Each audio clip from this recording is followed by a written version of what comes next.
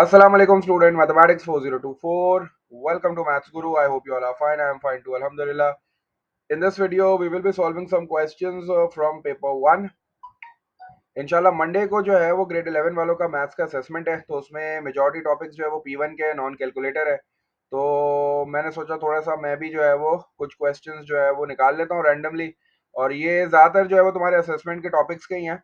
तो I hope ये video तुम लोग के लिए हेल्पफुल होगी इंशाल्लाह। इस तरह के क्वेश्चंस जो है वो तुम्हें पास पेपर में बहुत सारे मिल जाएंगे। मैंने भी पास पेपर से ही निकाले हैं, ठीक है।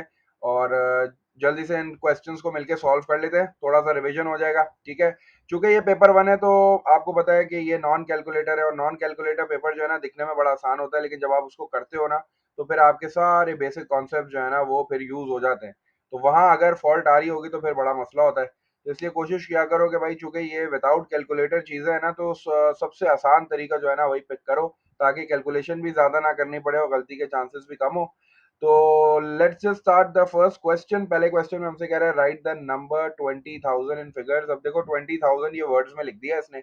अब एक वर्ड्स होता है और एक फिगर्स होता है, तो इसका मतलब है कि तुम्हें जो है वो 20,000 लिखना है। तुमने यहाँ 20 लिखा है इस तरह, ठीक है। और उसके बाद तुम्हें पता है 1000 में जो है वो 3 जीरोस होते हैं, तो आपने जो है वो इसके आगे 3 जीरोस लगा दिए। 20,000 हो गया, एक नंबर आपको मिल गया। उसके बाद आपसे कह रहा है सेकंड क्वेश्चन में राइट 0.07। अब फर्स्ट पार्ट में कह रहा है एज अ परसेंटेज। तो परसेंटेज निकालने के लिए आपको पता है कि you have to multiply by 100। जो भी चीज आपको दी हुई है 0.07 दिया हुआ है, तो आपको परसेंटेज में चाहिए, तो आपने इसको क्या किया, मल्टीप्लाई बाय 100 कर दिया।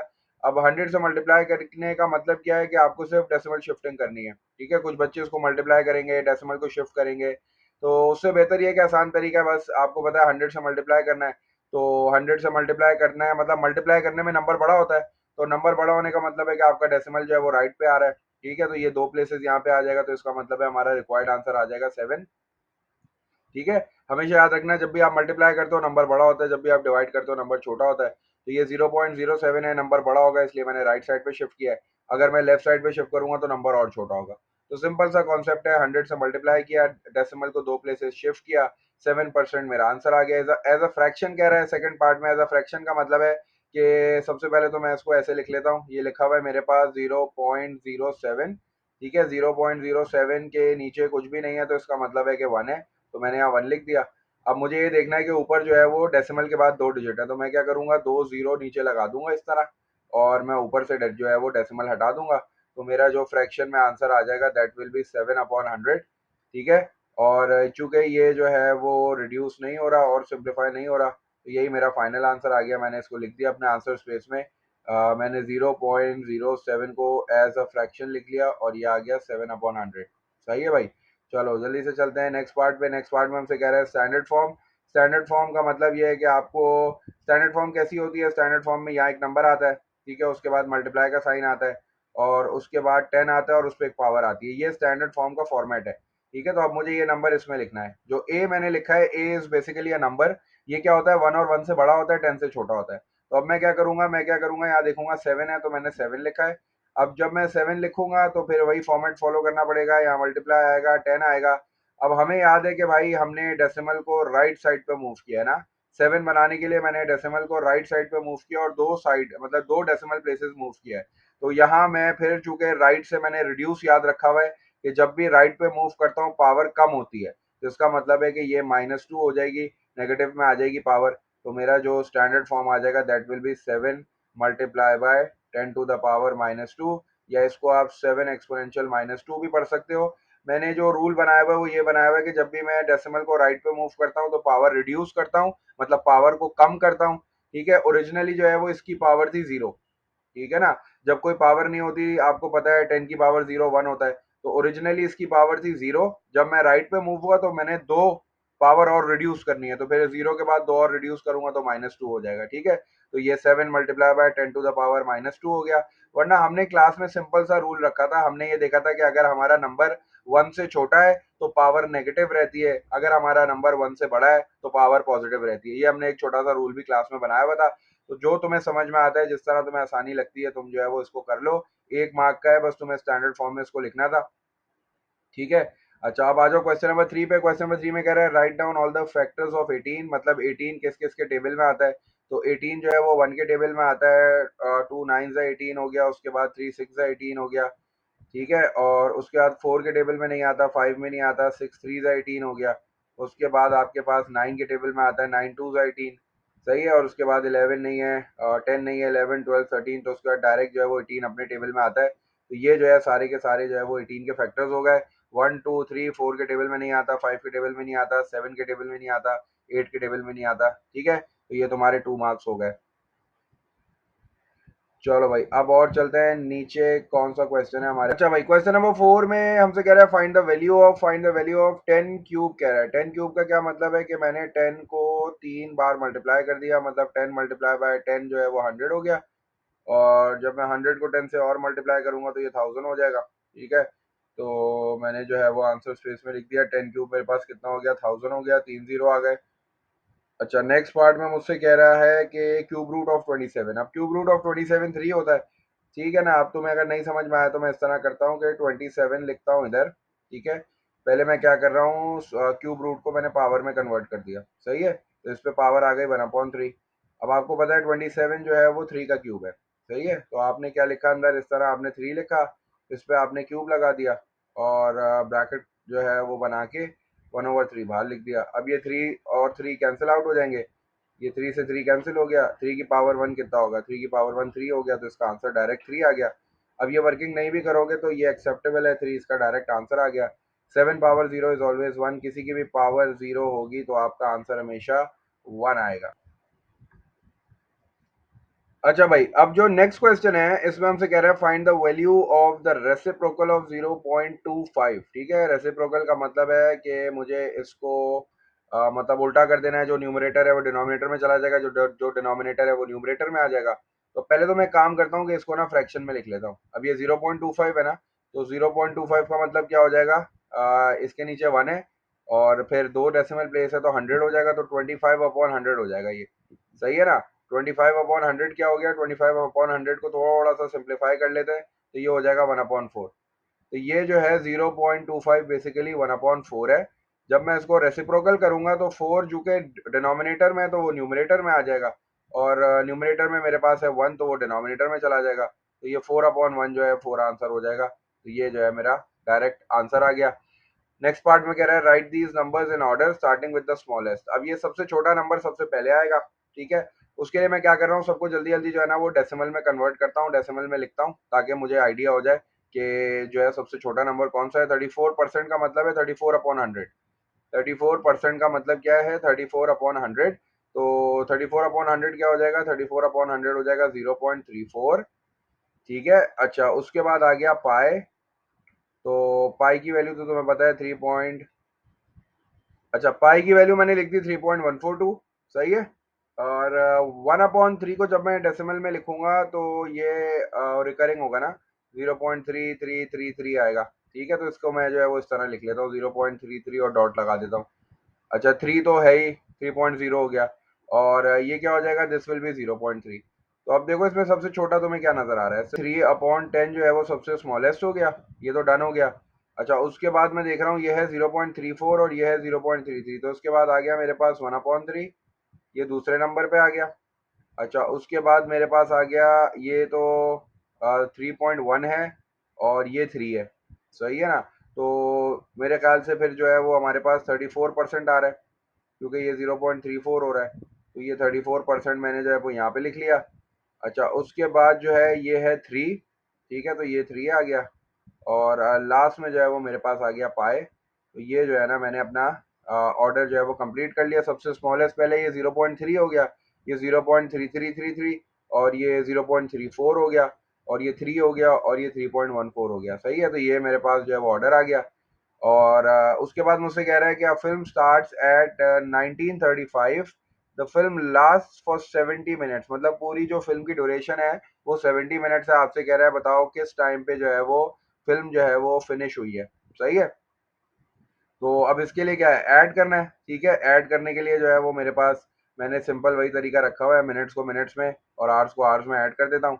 तो ये मेरे पास हो गया 35, सही है। अच्छा, अब मैं ये कर लेता हूँ 70 मिनट्स का क्या मतलब है? 70 मिनट्स का मतलब हो गया 1 आवर, 60 मिनट्स हो गया और 10 मिनट्स हो गया। तो इसको इस तरह रख के आसानी से मैं इसको ऐड कर लेता हूँ। तो ये मेरे पास कितना हो जाएगा? ये 35 और 10 जो है ये 45 हो गया। और 19 प्लस 1 कितना हो गया, 20 हो गया। तो मैंने जो है वो आसानी से ऐड कर लिया। अगर तुम्हें जो है वो अपनी फिंगर्स पे काउंट करना है, एक एक घंटा ऐड करना है, तो उस तरह भी कर सकते हो, वो भी बहुत आसान है। 70 मिनट्स को जो है वो 1 आवर 10 मिनट्स कर दो, और 1935 में एक घंटा मिलाओगे तो 2035 हो जाएगा, और 10 मिनट्स मिलाओगे तो 2045 हो जाएगा। अच्छा, अब ये जो नेक्स्ट क्वेश्चन है ना, इसमें वो ये कह रहा है कि अगर 19.5 को मल्टीप्लाई करो 20.4 से तो यू विल गेट 397.8। ठीक है, ये तुम्हें एक समझो एक जो है ना वो हिंट दी हुई है। अब फिर तुमसे कह रहा है कि इस इंफॉर्मेशन को यूज करो, क्योंकि ये यूज करनी पड़ेगी, कैलकुलेटर तो है नहीं हमारे पास। आपसे कह रहा है वर्क आउट 1.95 मल्टीप्लाई बाय 2.04। अच्छा, अब यहाँ था 19.5, यहाँ हो गया 1.95, मतलब क्या हो गया, डेसिमल जो है वो यहाँ पे शिफ्ट हो गया। मतलब ये समझो कि इसको भी उसने 10 से डिवाइड कर दिया। ठीक है, जब उसने 10 से डिवाइड किया तो डेसिमल आगे चला गया, नंबर छोटा होता है, 1.95 हो गया। और यहाँ क्या है, 2.04, मतलब यहाँ भी उसने जो है वो 10 से डिवाइड किया। तो अगर लेफ्ट हैंड साइड पे 10 और 10 समझो 100 से डिवाइड हो रहा है ना, तो फिर इसका मतलब है राइट हैंड साइड पे भी 100 से डिवाइड होगा। जब 100 से डिवाइड होगा तो ये डेसिमल इधर है, ये दो प्लेसेस इधर आ जाएगा, तो इसका मतलब है मेरा जो आंसर आ जाएगा दैट विल बी 3.978। समझ रहे हो, ये मैंने जो है वो इंफॉर्मेशन जो उसने मुझे दी हुई थी ना ऊपर, उसी को मैंने यूज किया। मैंने ये देखा कि ये लिखा है 1.95, यहाँ था 19.5, मतलब डेसिमल एक इधर आ गया। ठीक है, डिवाइड बाय 10, और ये है 2.04, यहाँ था 20.4, मतलब इधर भी 10 से डिवाइड हो गया। तो अब लेफ्ट हैंड साइड पे अगर 10 और 10, मतलब 10 मल्टीप्लाई बाय 10 100, 100 से डिवाइड हो रहा है, तो राइट हैंड साइड पे भी 100 से डिवाइड हो जाएगा, तो ये जो है दो प्लेसेस आगे आ जाएगा। सही है। अच्छा, अब जरा आ जाओ जल्दी से नेक्स्ट देखते हैं, इसको मैं मिटा देता हूँ ताकि ये कि अगले वाले की वर्किंग देख सके। अच्छा, अब दूसरा वाला मुझसे ये कह रहा है कि 3978, 3978, मतलब उसने डेसिमल को आगे कर दिया। ठीक है, एक आगे हो गया डेसिमल, और यहाँ लिखा हुआ है डिवाइडेड बाय 204, मतलब यहाँ से भी उसने डेसिमल आगे कर दिया। सही है, मतलब कहने का मतलब ये है कि उसने क्या किया, उसने ये किया कि इस वाली इक्वेशन को उसने इस तरह कर लिया। उसने यहाँ लिखा 19.5 को उसने यही रहने दिया, 19.5 को उसने इधर ही रहने दिया। उसके बाद ये जो 20.4 है, इसको उसने वहां भेजा। तो ये अब देखो इस तरह हो रहा है, ये हो रहा है 397.8। ठीक है, 397.8 हो गया। अब जब 20.4 जाएगा उधर, तो ये इसके नीचे आ जाएगा इस तरह। और फिर मैं ये कर सकता हूँ कि मैं जो है वो डेसिमल से डेसिमल को रिमूव कर सकता हूँ। यहाँ से भी 10 मल्टीप्लाई करा दिया, यहाँ से भी डेसिमल रिमूव हो गया, यहाँ भी 10 से मल्टीप्लाई कर दिया, डेसिमल रिमूव हो गया। तो मेरा आंसर तो इसका मतलब है कि सेम ही रहेगा। यही चाहिए ना मुझे, 3978 ही चाहिए, हाँ, और 204 ही चाहिए। तो इसका मतलब है कि इसका आंसर जो है ना वो चेंज नहीं होगा, इसका आंसर 19.5 ही आएगा। क्योंकि मैंने क्या किया, जब यहाँ 397.8 को 10 से मल्टीप्लाई कर रहा हूँ, तो यहाँ भी तो 10 से मल्टीप्लाई कर रहा हूँ, बैलेंस हो रहा है दोनों साइडों पे, दोनों साइडों पे मैंने बैलेंस कर दिया। तो इसका मतलब है 19.5 जो है वो एज इट इज मेरा आंसर आ जाएगा। अगर नहीं समझ में आया तो इधर देखो, मैंने पहले क्या किया, 19.5 को इधर ही रखा, 20.4 को मैंने शिफ्ट किया दूसरी साइड पे, ये मल्टीप्लाई हो रहा था, वहां जाके डिवाइड हो गया। अब तुम देखो, ये लिखा हुआ है 397.8 और ये लिखा है 20.4, मुझे चाहिए 204। इसका मतलब है मैंने नीचे भी 10 से मल्टीप्लाई कर दिया, ऊपर भी 10 से मल्टीप्लाई कर दिया। जब दोनों जगह 10 से मल्टीप्लाई कर दिया तो इसका मतलब है आंसर पे कोई फर्क नहीं पड़ेगा ना, तो आंसर मेरा 19.5 एज इट इज ही आ जाएगा। तो इसका मतलब है इसका आंसर 19.5 ही है। अब ये जो क्वेश्चन है ना, इसमें वो मुझसे ये कह रहा है कि the height h metres of a building is 635। ठीक है, उसने मुझे हाइट दी हुई है मीटर्स में, और वो कह रहा है कि ये जो हाइट है बिल्डिंग की ये है 635 मीटर्स, और correct to the nearest metre. अब देखो, ये करेक्ट टू द नियरेस्ट, ये करेक्ट टू द नियरेस्ट का मतलब है कि ये जो है वो लिमिट्स ऑफ एक्यूरेसी वाला क्वेश्चन आ गया है। और ये जो मीटर दिया हुआ है, इसका मतलब है इसकी एक्यूरेसी कितनी है, इसकी एक्यूरेसी है 1। और 1 को मैं किससे डिवाइड करूंगा, 2 से डिवाइड करूंगा, तो मुझे क्या मिल जाएगा, मुझे एरर मिल जाएगा। एरर क्या हो जाएगा, एरर विल बी 0.5। तो मैंने ये सिर्फ सवाल पढ़ के ये अंदाजा कर लिया, मैं आगे देखता हूँ मुझे करना क्या है। आगे कह रहा है complete this statement about the value of H. तो इसका मतलब है कि ये मुझे जो है ना यहाँ लिमिट्स ही लिखनी है बेसिकली। इधर जो है वो लोअर लिमिट आ जाएगी, ठीक है, एट, और यहाँ जो है वो अपर लिमिट आ जाएगी।